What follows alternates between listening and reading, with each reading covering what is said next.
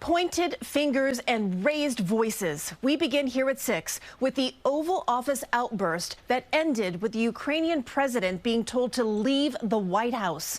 At one point, it even left the Ukrainian ambassador with her head in her hands. Political reporter Marcia Kramer has reaction.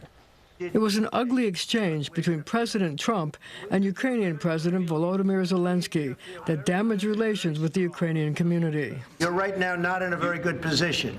You've allowed yourself to be in a very bad position, and he happens to be right about it. From the very beginning of the war. You're not in a good position. You don't have the cards right now. With us, you start having cards. But right now, you don't. You're playing cards. You're playing cards. You're gambling with the lives of millions of people. You're gambling with World War III. President Trump and the Ukrainian president going toe-to-toe in a meeting that was expected to result in a deal for a mineral rights agreement, but instead angered the Ukrainian-American community. The mood from Ukrainian Americans, Americans of Ukrainian descent, people who support Ukraine, is we can't take this. All the insults anymore, and there's a roar building up, and that's bad for a harmony. We want to have people working together. That's the bad thing about today. There was an explosion of voices in the Oval Office, but from the Ukrainian American community, there's been a lot of insults against them. House Minority Leader Hakeem Jeffries said in a statement, quote, "President Trump and his administration continue to embarrass America on the world stage. Today's White House meeting with the president of Ukraine was appalling and will only serve to further embolden Vladimir Putin, a brutal dictator.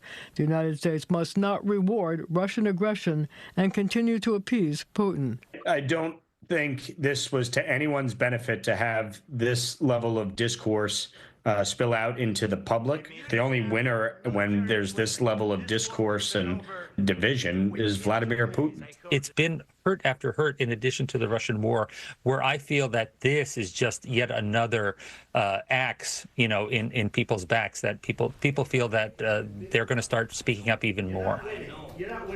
This was really a shocking moment today, Marcia, and I'm curious, after being told to leave the White House, what is next for these two leaders? Well, obviously, there's going to have to be a cooling off period, and Congressman Mike Lawler told me that he thinks that President Zelenskyy has to apologize to President Trump. But you have to remember one thing. Both sides have wants and needs. The Ukrainians want some kind of security guarantee so that after the fighting stops, they can be guaranteed there won't be another incursion by the Russians. And President Trump wants a minimal rights deal. He wants 50% of the proceeds of the revenue that the country gets from selling its vast amount of natural resources. Now, the thing to know about that is some of the money is going to go back into fixing what happened in Ukraine during the war, but the rest of it will go back into the United States Treasury to compensate us for the billions of dollars in weapons we sent to them during the war. All right. Well, I think you're right when you say cooling off period for sure, Marcia. Thank you.